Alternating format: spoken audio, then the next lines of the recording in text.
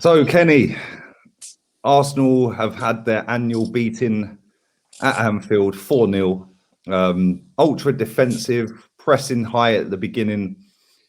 As soon as they went 1-0 up, it was kind of inevitable, really, wasn't it? And never really looked in danger, Liverpool. And if anything, you have to say again, the only player that can walk off of that pitch with his head held high is the goalkeeper again. Like, unbelievable saves, man. He stopped that being really embarrassing today. What did you make of that, mate?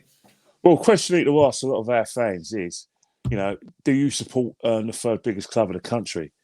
Because if you support the third biggest club in the country, then you should treat Jamie Carragher's comments, very patronising comments, that Arsenal are doing a lot of good things, and that at the moment they're not at the level of the top four clubs, and outside that level, you've got to treat it like a pinch of salt if you think Arsenal's a big club. Also, there's a lot of people out there before the match who were saying it's a free hit.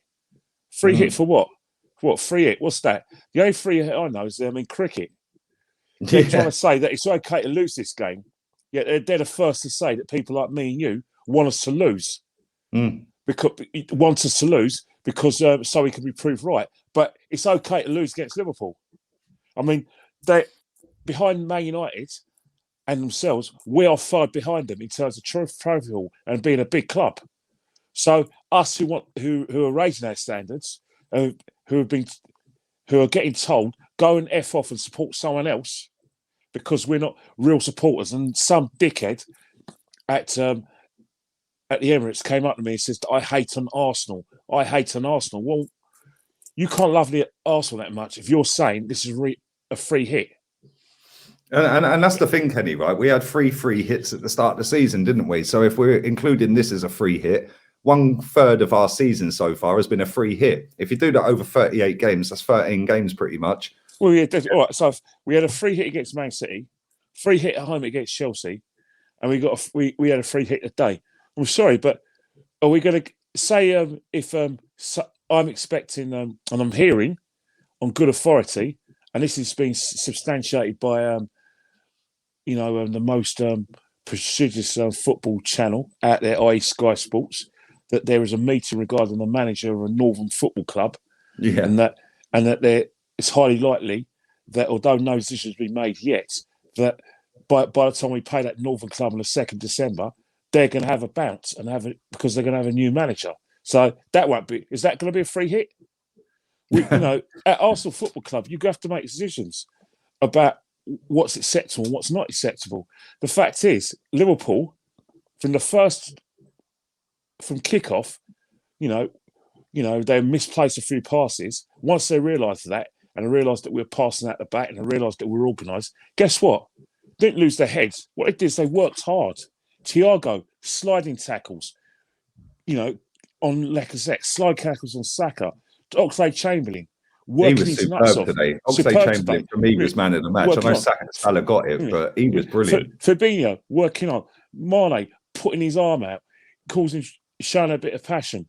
That's what killed us today. It was passion. And once, our goalkeeper made a couple of, last-ditch saves, that changed the tempo. Everyone who doesn't know a fig about football are going to say, "Oh, the reason why the tempo got changed because of that argument with Klopp and Arteta."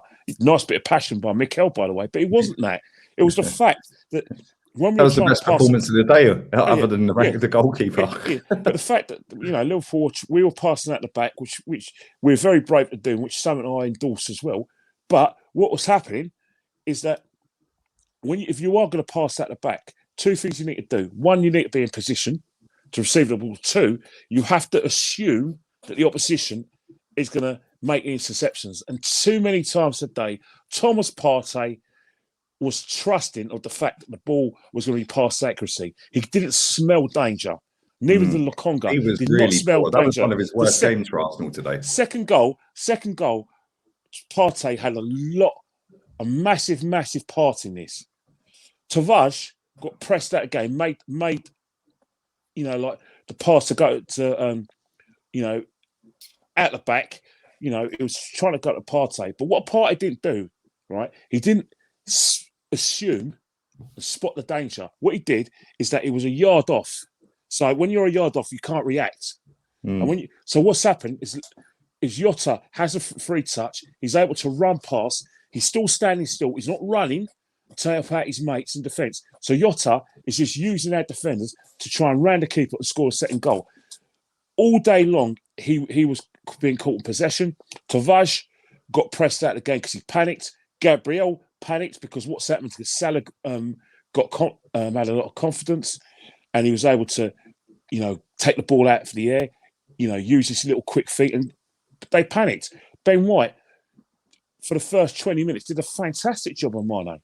Let him know he's about next. Then afterwards, when we started getting pressed, he stopped doing the good things that we associated with him this season. So once again, we put ourselves under pressure. Smith Rowe looked like a rabbit out of the headlights. Saka looked his usual. I didn't even know Saka was on the pitch, mate. I said this after Watford. I didn't know he was there, and he played the whole game. And the person that I'm really, really angry with is Aubameyang. Seriously, mate. Enough's enough. Sort your head out, or pack your bags and just get lost. Seriously, pack your bags. That's not a captain's performance. That was a disgrace, mate. That was an absolute disgrace. Yes, Liverpool pressed us out of the game, but our attack is disgrace, mate. I've been saying time and time again. I was going to say, you've got... No, go on, mate. Go on. No, time and time again, I've been lamenting the fact that we haven't got the balance right attacking-wise, that we're relying too much on bringing Lacazette into the side to get the best out of Aubameyang and Smith Rowe. Once teams worked this out and saw Lacazette as the strong links to attack, i.e. Thiago and Oxlade-Chamberlain making tackles with him, holding him up, fouling him. That was it. Nothing. It's disgrace. I was going to say, you said something earlier on about free hits, right? How comes Brighton can go to Anfield and get a draw and probably should have won? How comes last season they went to Anfield and got a win? How come Brighton, with, on paper, a worse team than Arsenal, a manager that most Arsenal fans, and I mean most Arsenal fans, wouldn't take over Mikel Arteta? How can they go and trouble Liverpool at Anfield and get 4 points out of 6 in the last 2 years? But every time we go there, it's literally pants down.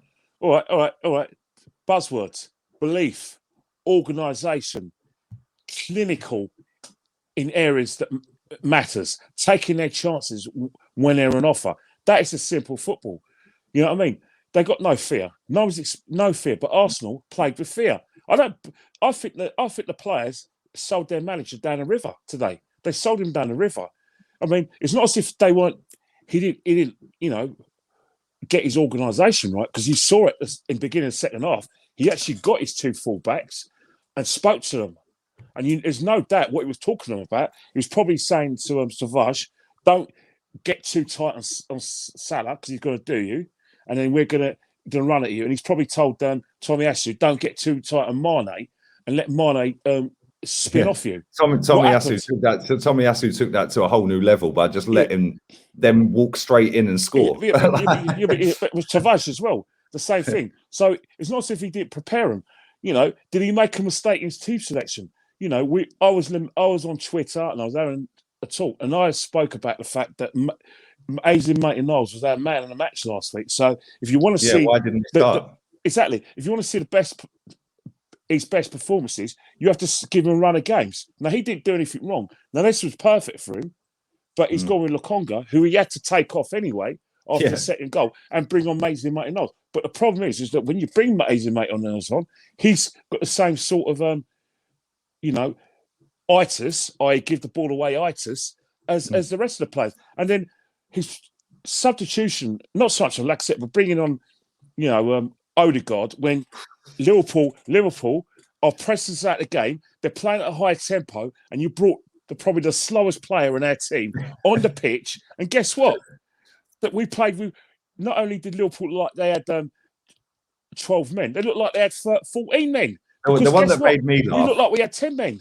The one that made me laugh is when he took Thomas Partey off and brought El Neni on. I was like, what are you doing, mate? What, are you shutting out a shop at 4-0?